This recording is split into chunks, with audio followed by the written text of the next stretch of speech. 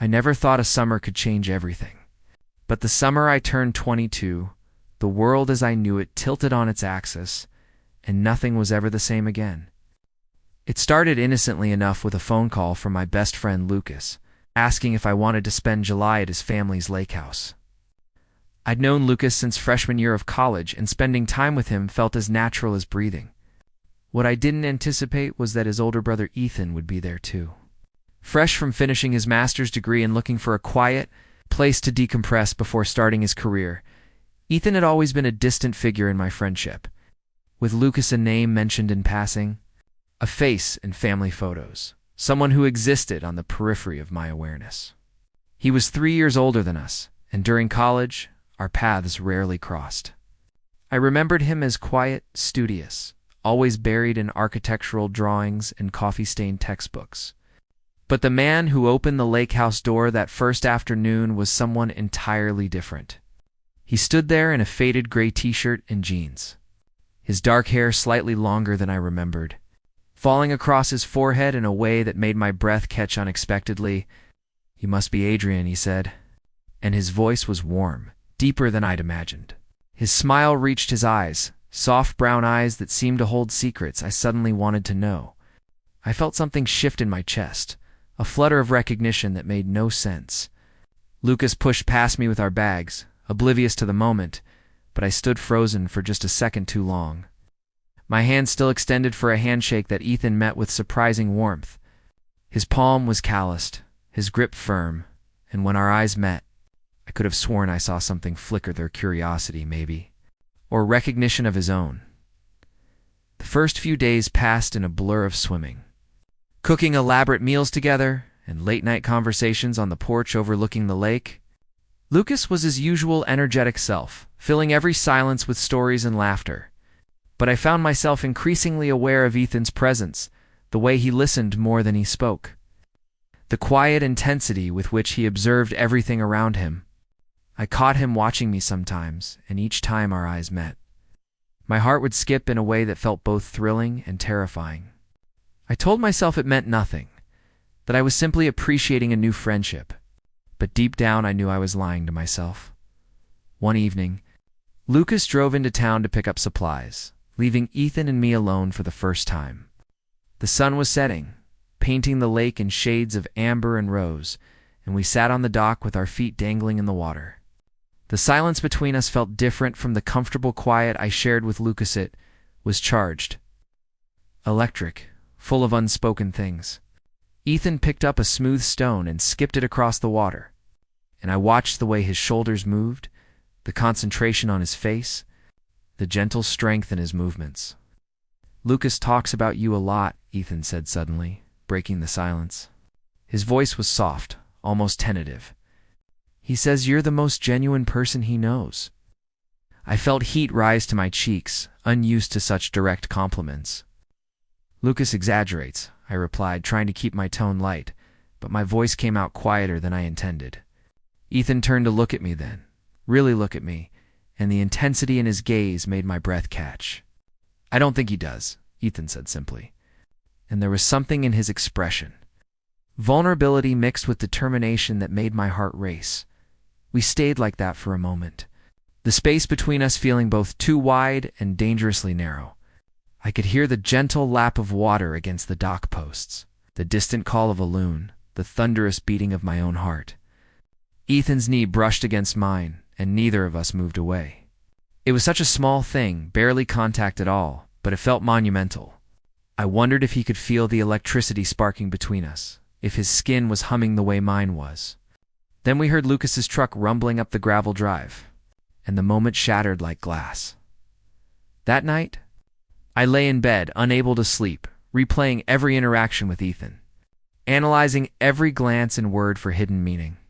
I dated casually through collage a few girls, one relationship that lasted a semester, but I'd never felt this kind of pull toward anyone.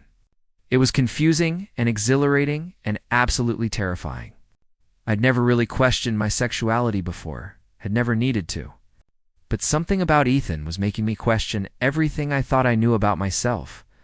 The way my pulse quickened when he entered a room, the way I found excuses to be near him, The way I dreamed about the warmth of his hand and mine, these weren't things I could easily explain away the following week. We fell into an easy rhythm: mornings, swimming in the lake; afternoons, reading on the porch; evenings, cooking dinner together, while Lucas provided running commentary on everything from sports to politics.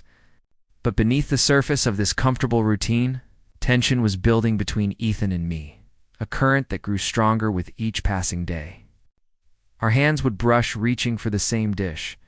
Our eyes would meet across the dinner table and hold for just a second too long, and I would feel my breath catch, my skin flush with awareness. Lucas seemed oblivious to the undercurrent. Or perhaps he simply chose not to notice. He'd always been straightforward, taking things at face value, and for that I was grateful. I wasn't ready to examine too closely what was happening between his brother and me. Wasn't ready to put words to the feelings that were growing more impossible to ignore. One afternoon, while Lucas napped on the couch, exhausted from an early morning fishing trip, Ethan suggested we take the canoe out on the lake. I agreed, perhaps too quickly, my eagerness betraying me, but if Ethan noticed, he didn't comment. The lake was glass smooth, reflecting the cloudless sky like a mirror. We paddled in synchronized silence, moving away from the shore into the quiet center of the lake. Ethan's muscles flexed with each stroke, and I found myself mesmerized by the play of sunlight on his skin, the way his shirt clung to his back. When we finally stopped paddling and let the canoe drift, the silence felt profound, sacred somehow. "Can I ask you something?" Ethan said, his voice barely above a whisper, as if speaking too loudly might break whatever spell had settled over us. "Of course," I replied, turning to face him. Our knees were nearly touching in the narrow canoe, and I could see gold flecks in his brown eyes that I'd never noticed before.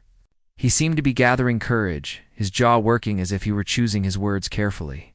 "Do you ever feel like you're supposed to be something you're not?" he asked finally, and the vulnerability in his voice made my chest ache. "Like everyone has expectations of who you should be, and you're terrified of disappointing them." I swallowed hard, because his question struck too close to the thoughts that kept me awake at night. "Every day," I admitted, and saying it out loud to him felt like releasing something I'd been holding too tightly for too long. "Sometimes I feel like I'm performing a role, playing a character I've created because it's safer than showing who I really am." Ethan's eyes widened slightly, and I saw relief wash over his features. Relief and something else, something that looked almost like hope. "I've never told anyone that before," he said quietly. "Not even Lucas." The intimacy of his confession made my heart pound.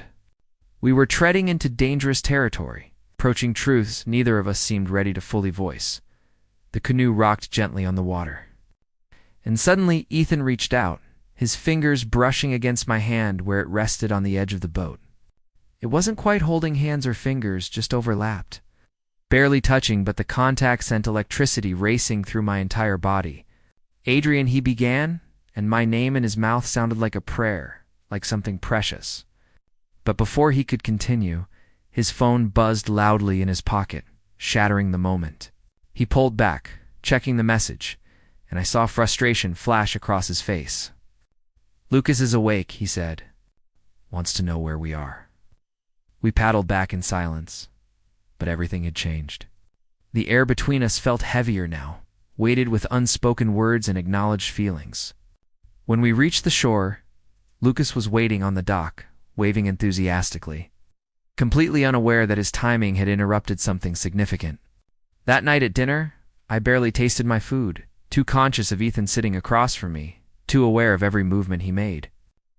Our feet bumped under the table, and instead of moving away, he pressed back slightly, a secret conversation no one else could hear. Later, after Lucas had gone to bed, I found Ethan on the porch, staring out at the lake under a sky full of stars. I almost turned back, almost retreated to the safety of my room, but something pulled me forward. I sat down beside him, leaving a careful distance between us that felt both necessary and painful. "I'm sorry about earlier," he said without looking at me. "On the lake, I almost said something I probably shouldn't have." My heart was thundering so loudly I was certain he could hear it. "What if I wanted you to say it?" I whispered, the words escaping before I could stop them. Ethan turned to face me then, and the raw emotion in his eyes took my breath away. "Adrian, he started. But then we heard Lucas's bedroom door open, heard his footsteps heading toward the bathroom. The spell broke, and Ethan stood abruptly. "I should go to bed," he said, his voice strained. "Good night, Adrian," left before I could respond, and I sat alone under the stars, my whole body trembling with adrenaline and confusion, and something that felt dangerously close to longing. I knew then that whatever was happening between us couldn't be ignored much longer. The next morning, the atmosphere had shifted. Ethan was distant, polite, but carefully avoiding being alone with me. Lucas noticed the change in mood and attributed it to cabin fever, suggesting we all take a day trip into the nearby town. We wandered through farmers markets and antique shops, and I tried to lose myself in the normalcy of the day. But I was hyper-aware of Ethan's presence, of the careful way he maintained distance between us. At a small cafe, Lucas went to order coffee, and Ethan and I were left alone at a corner table. "I'm sorry," Ethan said immediately, his voice low and urgent. "I'm making this weird." He ran his hand through his hair in frustration, a gesture I was beginning to recognize as his tell when he was stressed. "I don't know how to be around you anymore." His honesty pierced me. "Why not?" I asked, though I already knew the answer, could feel it in every charged moment between us. Ethan's eyes met mine, and in them I saw fear and desire and desperate hope all tangled together. "Because every time I look at you, I want things I shouldn't want," he admitted, his voice barely audible. "Things that would complicate everything." Before I could respond, Lucas returned with coffee, cheerfully oblivious to the confession that hung in the air between his brother and me. But Ethan's words echoed in my mind for the rest of the day, setting my nerves on fire every time our eyes met. That evening, back at the lake house, tensions finally erupted. Lucas announced he was driving to a friend's house a few towns over and wouldn't be back until the next morning. "You two will be okay without me for one night, right?" he asked, already grabbing his keys. The casualness of his question belied the significance of what he was suggesting leaving. Ethan and me truly alone for the first time, after Lucas left. The house felt different, smaller somehow, the air thick with possibility and dread. Ethan and I moved around each other carefully, like dancers performing a complicated routine. We made dinner together in near silence, the only sounds the clink of pots and the sizzle of vegetables in the pan. But when we sat down to eat, neither of us seemed to have an appetite. "We need to talk about this," I said finally, unable to bear the tension any longer. "About what's happening between us." Ethan set down his fork, and I saw his hands were trembling slightly. "I know," he said quietly, "but I'm scared, Adrian. Scared of what it means, scared of hurting Lucas, scared of he broke off, shaking his head, scared of admitting something I've been running from for a long time." I reached across the table, covering his hand with mine, and this time neither of us pulled away. His skin was warm, and I could feel his pulse racing beneath my fingertips. "What have you been running from?" I asked gently, though my heart was pounding so hard I could barely breathe. Ethan looked at our joined hands, then back at my face, and in his eyes I saw surrender. "From the fact that I'm attracted to you," he said, the words rushing out like he'd been holding them back for too long. "From the realization that every relationship I've had with women has felt like I was going through the motions, pretending to feel something I didn't. From the truth that when I look at you, I feel more alive than I've ever felt with anyone else." His confession hit me like a wave, and suddenly I was on my feet, moving around the table without thinking. Ethan stood too, and we faced each other with only inches between us, both breathing hard. "I feel it too," I whispered, admitting it to him and to myself for the first time. "I've never felt this way about anyone, Ethan. It terrifies me, but I can't stop thinking about you. Can't stop wanting to be near you." His eyes darkened, and I saw him swallow hard. Slowly, giving me time to pull away, he raised his hand to my face, his fingers grazing my cheek with such tenderness that my eyes nearly closed. "Can I?" he started, but I didn't let him finish. I closed the distance between us, and when our lips met, the world fell away. The kiss was gentle at first, tentative, as if we were both afraid this might be a dream we'd wake from. But then Ethan's hand slid to the back of my neck, pulling me closer, and the kiss deepened, becoming something urgent and necessary. I gripped his shirt, anchoring myself to him. Drowning in sensations I'd never experienced before, the softness of his lips, the scratch of his stubble against my skin, the heat of his body pressed against mine. When we finally broke apart, both gasping for air, we stood forehead to forehead, neither willing to step away. "I've wanted to do that since the day you arrived," Ethan admitted, his voice rough with emotion. "Maybe even before that. Lucas would show me pictures from your adventures together, and I'd find myself looking for you in every photo, memorizing your smile." His confession made my chest ache with happiness and fear in equal measure. "What do we do now?" I asked, because, despite the rightness of being in his arms, reality was creeping back in. "Lucas is your brother. My best friend. How do we tell him?" Ethan's expression sobered, and I saw worry cloud his features. "I don't know," he admitted, "but I can't pretend this didn't happen. Can't go back to just being strangers who happen to share space." He cupped my face in both hands, his thumbs tracing my cheekbones. "I've spent my whole life being careful, Adrian, doing what was expected, following the safe path. But you make me want to be brave." His words broke something open inside me, and I kissed him again, pouring all my confusion and desire and hope into it. We stood in the kitchen for what felt like hours, just holding each other, occasionally kissing, learning the contours of this new reality. Eventually, we moved to the couch, settling into each other's arms with a naturalness that felt both surprising and inevitable. Ethan's fingers traced patterns on my arm, and I rested my head against his shoulder, listening to the steady beat of his heart. "Tell me something about yourself I don't know," I said quietly, wanting to know everything about him, to fill in all the blank spaces. He was quiet for a moment, thinking, and I felt the rumble of his voice through his chest when he finally spoke. "I almost didn't come here this summer," he confessed. "After graduation, my advisor offered me a position at his firm, starting immediately. It was everything I'd worked for, the logical next step. But something made me hesitate, made me want this time at the lake instead. I told myself it was about rest, about preparing for the future. But I think part of me knew you'd be here, and I couldn't pass up the chance to finally get to know you." His admission made my throat tight with emotion. "I'm glad you came," I whispered, tilting my head up to look at him. "Even though this is complicated and scary, I'm glad." Ethan smiled, and it transformed his whole face, making him look younger, lighter.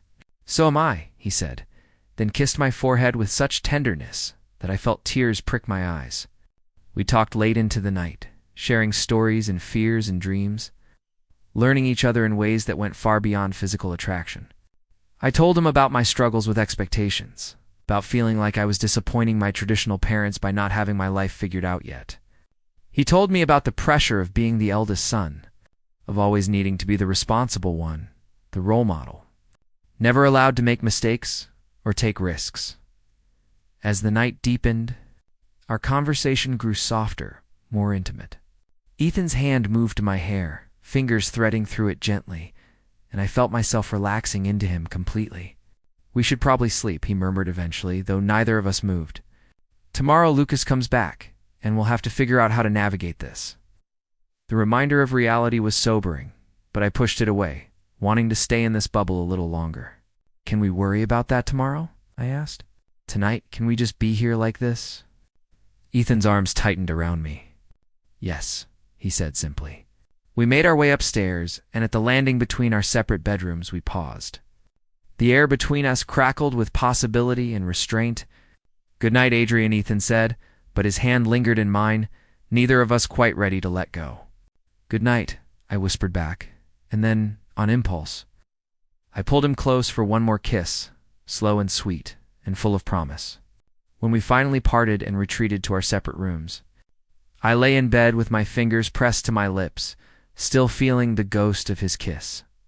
Wondering how everything had changed so completely in such a short time, morning came too quickly, bringing with it the harsh light of reality.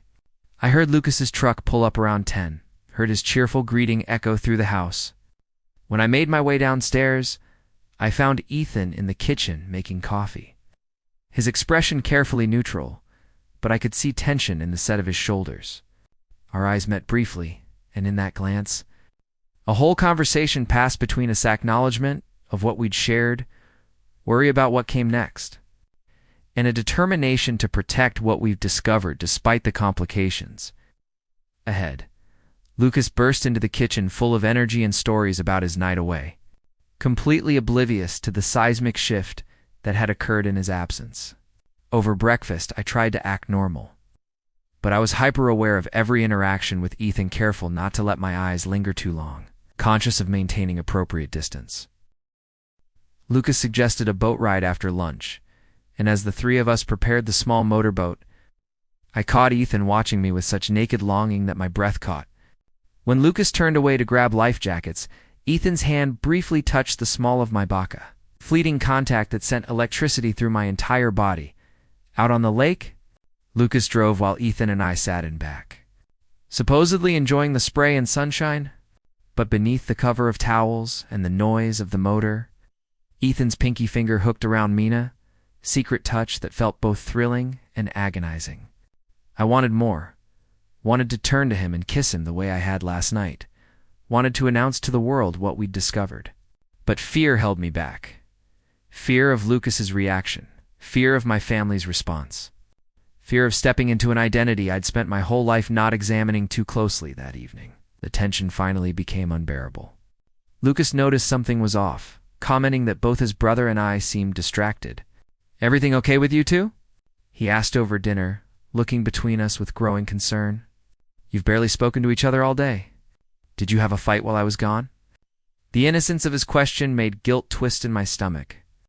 Ethan and I exchanged a glance, and in his eyes, I saw the same desperate desire to be honest, warring with the fear of hurting his brother. "We need to talk," Ethan said suddenly, his voice firm despite the tremor I could detect beneath it. "Lucas, there's something you should know."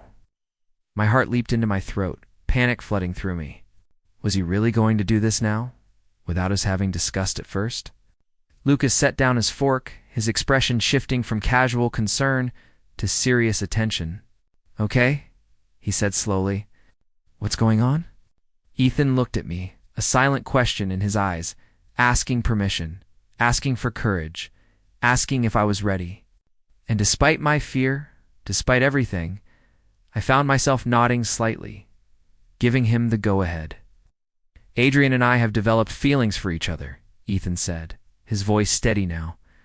"Romantic feelings. It happened unexpectedly, but it's real, and we wanted to be honest with you about it." The silence that followed felt endless. Lucas looked between us, his expression cycling through confusion, surprise, and something I couldn't quite identify. My hands were clenched so tightly under the table that my nails dug into my palms. Finally, Lucas spoke. "How long?" he asked, and his voice was calm, measured, nothing like the explosion of anger I'd feared. "It's new," I said quickly. "Just the last few days." "Lucas, I never meant for this to happen. You're my best friend, and the last thing I want is to hurt you or make things weird." Lucas was quiet for another long moment, processing. Then, unexpectedly, he smiled, not his usual broad grin, but something softer, more thoughtful. "You know what?" he said. "I'm not that surprised." Both Ethan and I stared at him. "What?" I managed to say. Lucas laughed, shaking his head. "I've known you for 4 years, Adrian. And I've known my brother my whole life. Did you really think I couldn't tell something was happening?" Relief and confusion washed over me in equal measure. "You knew?" Ethan asked, sounding as stunned as I felt. "I suspected," Lucas corrected. "The way you two have been looking at each other when you think no one's watching? The tension? Please? I'm not blind."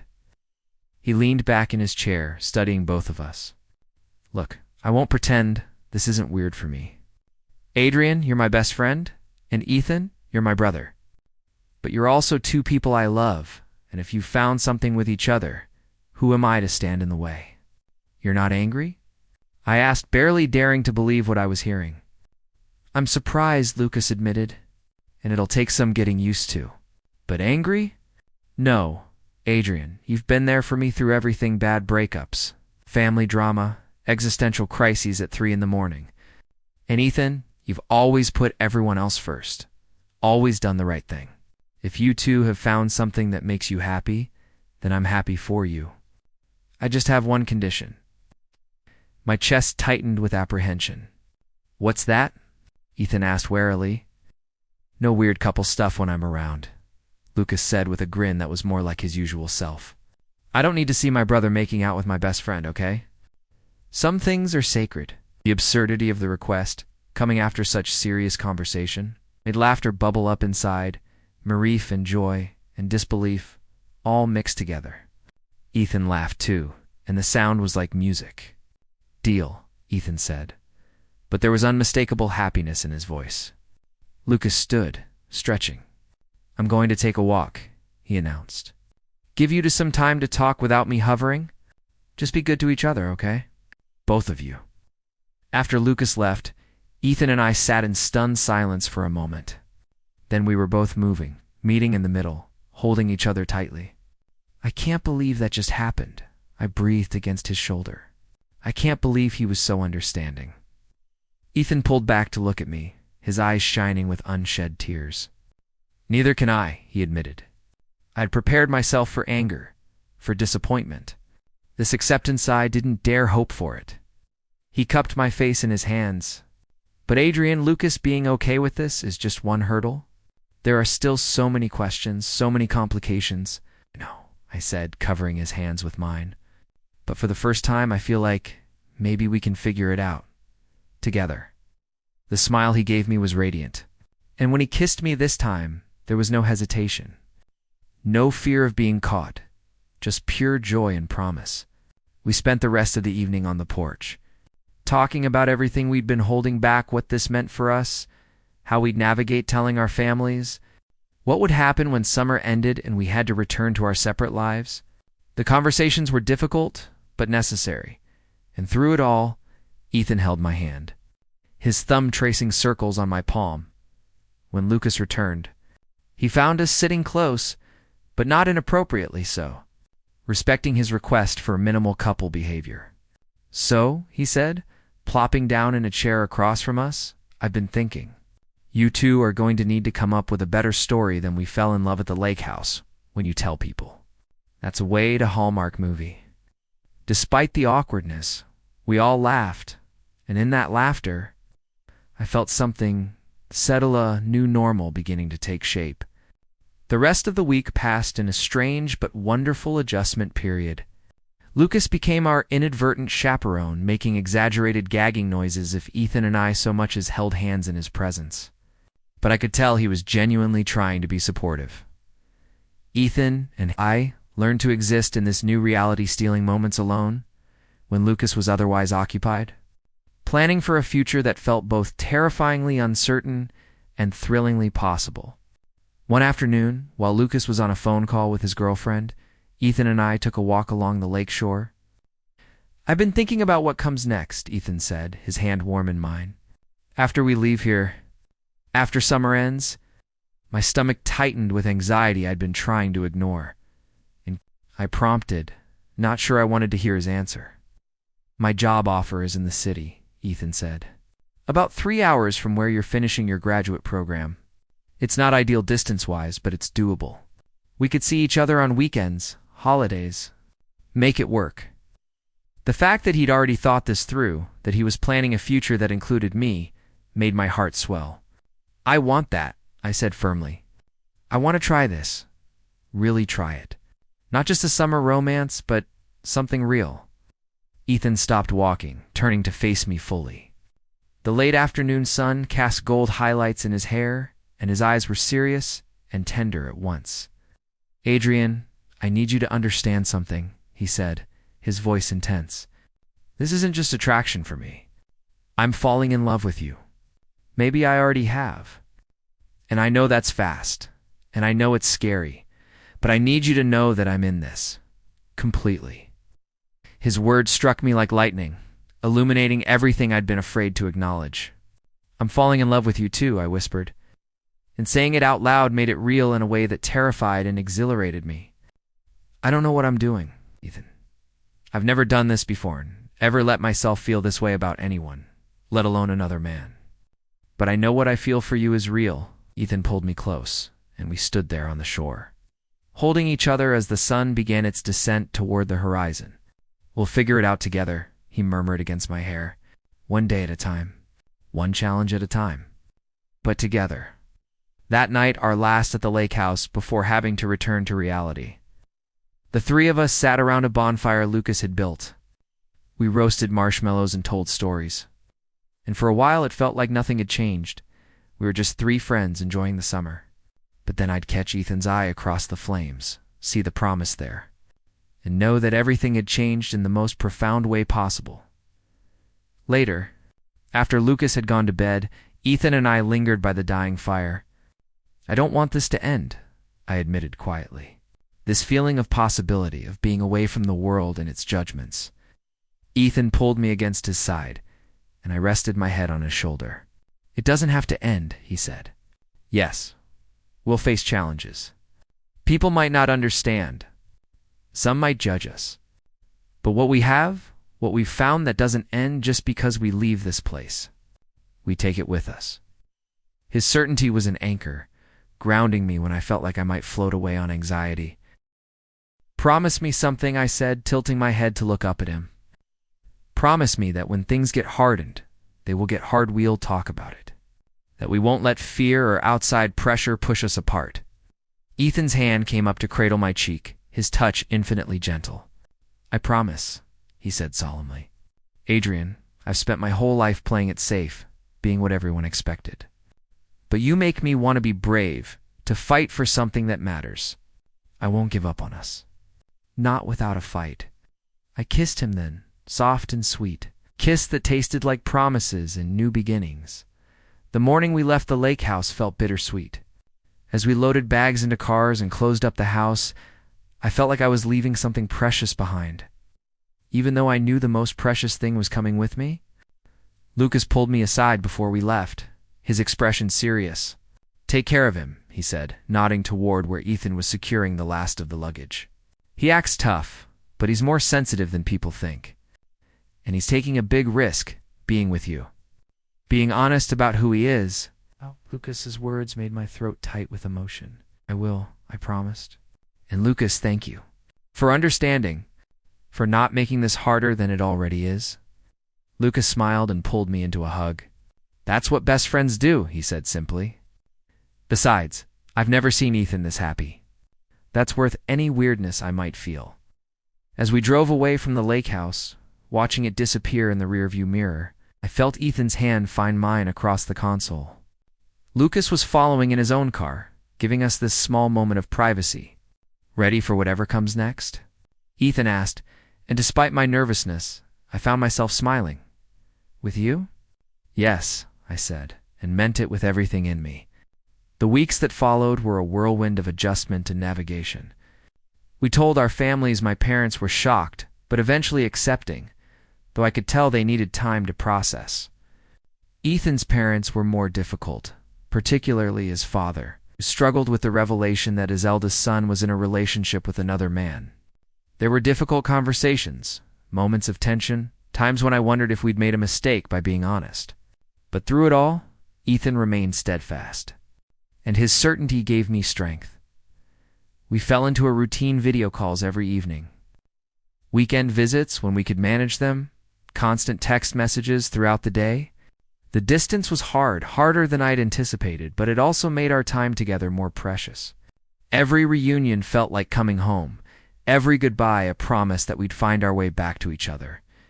My friends at graduate school noticed the change in me, the new lightness in my step, the way I smiled at my phone. When I finally told them about Ethan, most were supportive, though some drifted away, unable or unwilling to understand. 3 months after that life-changing summer, Ethan came to visit me for a long weekend. We walked through the autumn-painted campus, his hand warm in mine, and I realized I no longer felt the urge to hide, to look around nervously to see who might be watching. "You know what I've realized?" I said, as we sat on a bench overlooking the quad. "I spent so much of my life being afraid of standing out, of being different. But being with you, being honest about this, it's terrifying. But it's also the most authentic I've ever felt." Ethan squeezed my hand, his eyes soft with understanding. I know exactly what you mean, he said. For the first time in my life, I'm not performing. I'm just me. And that's enough. We sat in comfortable silence, watching students hurry past. And I marveled at how far we'd come from that first day at the lake house. When attraction was just a confusing flutter in my chest, and possibility was something I didn't dare acknowledge. Now possibility had become reality. Confusion had become clarity. And that flutter had transformed into something so much deeper. Love that felt both brand new and like it had always been waiting for us to discover it that evening. Back in my small apartment, we cooked dinner together. Falling into the easy rhythm we've developed over the summer, as I chopped vegetables and Ethan stirred sauce, I caught him watching me with an expression of such tenderness that it took my breath away. "What?" I asked, smiling at his attention. "Just memorizing this," he said simply. "You, here, in your space. The way the evening light comes through that window and catches in your hair. The way you bite your lip when you're concentrating. I want to remember everything." His words made my chest ache with happiness and longing. "I wish you didn't have to leave tomorrow," I admitted, voicing the thought that had been haunting me since he arrived. "I wish we had more than just weekends and holidays." Ethan set down the spoon and came to me, pulling me into his arms. "I know," he murmured against my hair. "But Adrian, we're building something here. Something real and lasting. The distance is temporary. What we have, that's forever." His conviction was infectious, and I let myself believe it. Let myself trust in the future we were creating together. After dinner, we curled up on my small couch, my head on his chest, his arms around me, and watched the city lights twinkle outside my window. "Tell me something you've never told anyone," I said, a game we'd started playing to continue learning each other. Ethan was quiet for a moment, his fingers absently playing with my hair. "The night before I came to the lake house," he finally said, "I almost didn't go. I stood in my apartment with my bags packed, having a full-on crisis about spending weeks in close quarters with you." I lifted my head to look at him, surprised. "Why?" I asked. "Because Lucas had shown me too many pictures of you," Ethan admitted with a self-deprecating smile, "and in every single one, I found myself staring too long, wondering what your laugh sounded like. What it would be like to know you beyond just being my brother's friend. It scared me, feeling that way about someone I'd never really met. Someone I wasn't supposed to feel that way about." His honesty made my heart race. "I'm glad you came," I said softly. "I'm glad you were brave enough to face that fear." "So am I," Ethan said, then kissed me with a tenderness that made my eyes sting with happy tears. "You've changed my life, Adrian. Made me braver, more honest, more myself than I've ever been. Whatever challenges we face, that's worth everything." We spent the rest of the evening talking about our dreams, Ethan's architectural designs he wanted to create. My research I hoped to publish, the life we imagined building together once distance wasn't keeping us apart. The conversation drifted from practical to fantastical, and we laughed at our ambitious visions, but underneath the laughter was real hope. Real belief that we could make it work. When Ethan left the next day, the goodbye was harder than usual. We stood by his car, neither wanting to let go, both knowing he had a long drive ahead.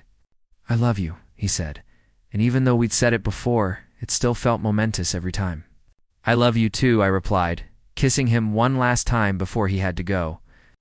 I watched his car disappear down the street, then climbed the stairs back to my apartment, which felt emptier than it ever had before. But on my desk, I found a note he must have left while I was in the shower that morning. "Adrian," it read in his precise architectural handwriting, "distance is just geography. What we have transcends space and time. Count down the days with me until we're together again. All my love, Ethan." I pressed the note to my chest, smiling through the ache of missing him, and thought about how much had changed since that summer.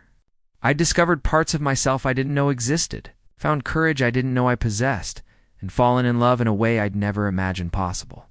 The journey wasn't over. We still had challenges ahead, obstacles to overcome, conversations to navigate with family and friends who might not understand. But as I looked at Ethan's note, at the promise contained in those simple words, I knew we'd face it all together. Because what had started as an unexpected attraction at a lake house had become something so much more, a love that was teaching me to be brave, to be honest, to be wholly and completely myself. And that, I was learning, was the greatest gift of all. The future stretched out before us, uncertain, but filled with possibility. And for the first time in my life, I was ready to meet it head on.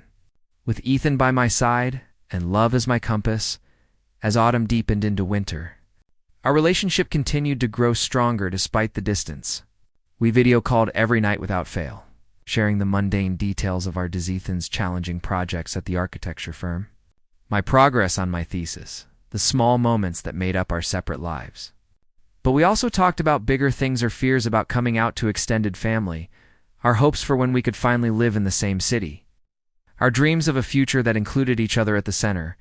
Each conversation deepened our connection, weaving our lives together even when miles kept us apart. December brought our first real test. Ethan's family invited me to spend Christmas with them, and despite my nervousness, I accepted. Walking into that house, knowing his father still struggled with our relationship, was one of the hardest things I'd ever done. But Ethan's hand in mine gave me courage, and his mother's warm embrace when we arrived helped ease some of my anxiety. The week wasn't without awkward moments. His father's stilted conversations with me, the questions from relatives who didn't quite understand, but there were also moments of unexpected grace. Ethan's grandmother, a formidable woman in her 80s, pulled me aside one afternoon and said simply, "My grandson is happy for the first time in years. That's all that matters to me." On Christmas Eve, Ethan and I escaped to the back porch, needing a moment alone amid the chaos of family gathering. Snow was falling gently, coating the world in white, and we stood close together, watching our breath fog in the cold air. "Thank you for being here," Ethan said quietly. "I know this week hasn't been easy." I leaned into him, drawing warmth from his presence. "Nothing worth having is easy," I replied. "And you, you're worth everything." He turned to me then, his eyes reflecting the Christmas lights strung along the porch, and kissed me with such love and gratitude that the cold couldn't touch me when we returned inside. I caught Lucas watching us with a knowing smile. Later, as the family gathered around the tree to exchange gifts, Ethan's father cleared his throat, looking uncomfortable but determined. "I want to say something," he announced, and the room fell quiet. My heart pounded with anxiety, but Ethan's hand found mine under the table, steadying me. "I haven't handled this situation well," his father continued, looking at Ethan and then at me. "I've let my own expectations and confusion get in the way of seeing what's right in front of me. That my son has found someone who makes him genuinely happy." He paused, emotion visible on his weathered face. "Adrian, I apologize for making you feel unwelcome. Ethan is right to care about you. Welcome to our family." The apology, unexpected and clearly difficult for him to voice, brought tears to my eyes.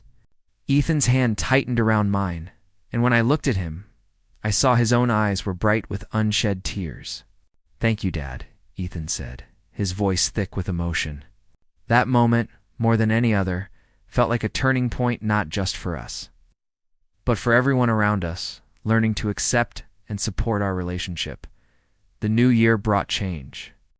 Ethan was promoted at his firm with increased responsibilities, but also more control over his schedule. I successfully defended my thesis proposal and could see the finish line of my graduate program approaching. We started having serious conversations about the future, where we would live once I graduated, whether we'd get an apartment together, how we'd handle the logistics of merging our lives. These conversations were exciting and terrifying in equal measure, but they were also grounding, making our relationship feel solid and permanent in a way that sustained me through the hard days of continued separation. One weekend in February, I surprised Ethan by showing up at his apartment unannounced. When he opened the door and saw me standing there, his face lit up with such pure joy that I felt like I could conquer the world. "What are you doing here?" he asked, pulling me inside and into his arms. "I couldn't wait until next week to see you," I admitted. "And I wanted to see your world, your city, your life here." We spent the weekend exploring his neighborhood, meeting his colleagues, and simply existing together in his space. Watching him cook in his kitchen, seeing his architectural drawings spread across his dining table, Falling asleep in his bed, all of it felt like pieces of a puzzle clicking into place. On Sunday evening, as we sat on his balcony watching the sunset paint the sky in shades of orange and purple, Ethan turned to me with an expression I couldn't quite read. "Move here," he said suddenly. "After you graduate. Come live in this city with me. Let's stop counting down days and start building a life." His request proposal really took my breath away. I started overwhelmed by the enormity of what he was asking. "You don't have to answer now," Ethan said quickly. "I know it's a big decision, but Adrian, I'm tired of goodbyes. I want to wake up next to you every morning. I want to build something permanent." I looked at him, this man who had entered my life unexpectedly and changed everything, who made me braver and more honest and more myself than I'd ever been. Suddenly, the decision didn't feel overwhelming at all. It felt inevitable, right? Like everything had been leading to this moment. "Yes," I said, and watched his eyes widen with surprise and hope. "Yes, I'll move here. I'll move in with you. Let's build that life together." The kiss he gave me was full of promise and joy and relief. And in that moment, on that balcony, as the sun set, I felt like my life was truly beginning.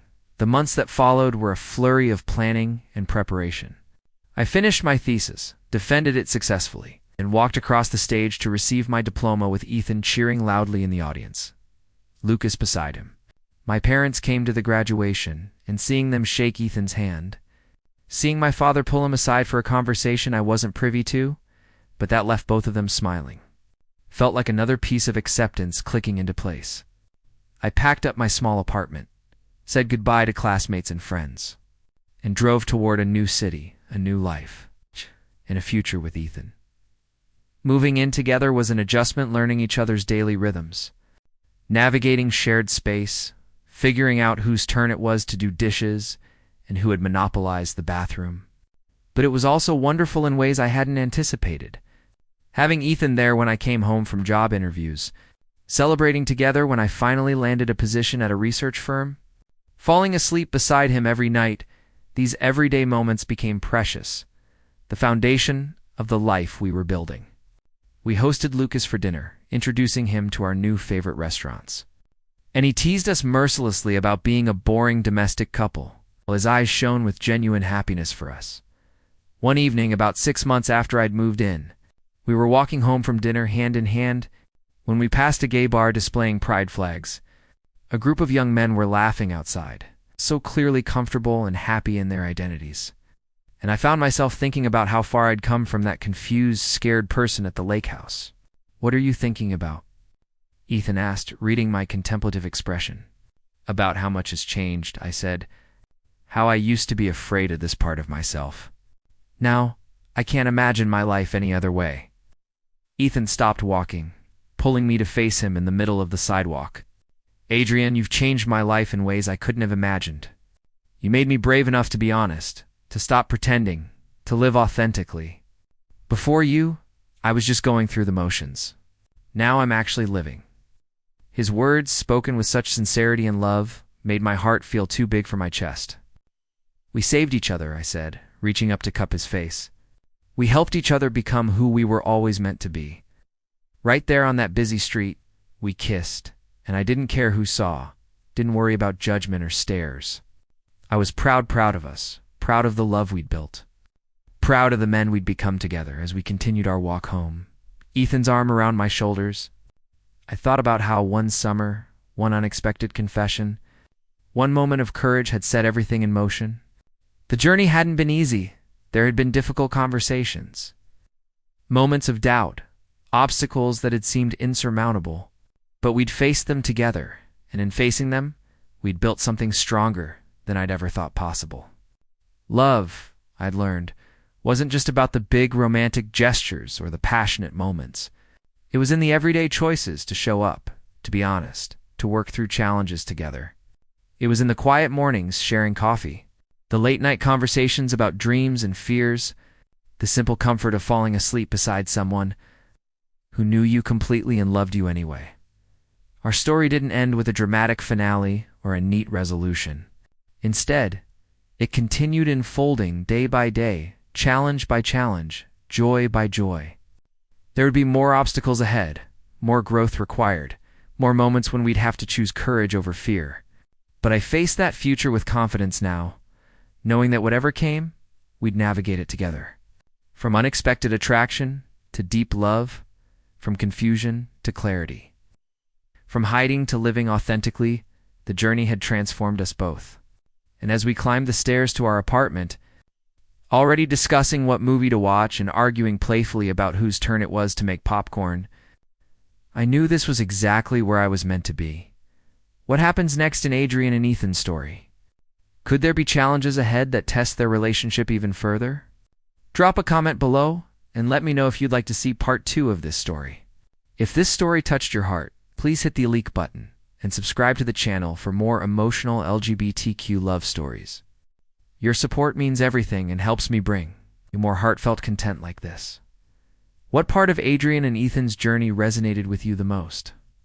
Share your thoughts in the comments. I read every single one and love hearing from you.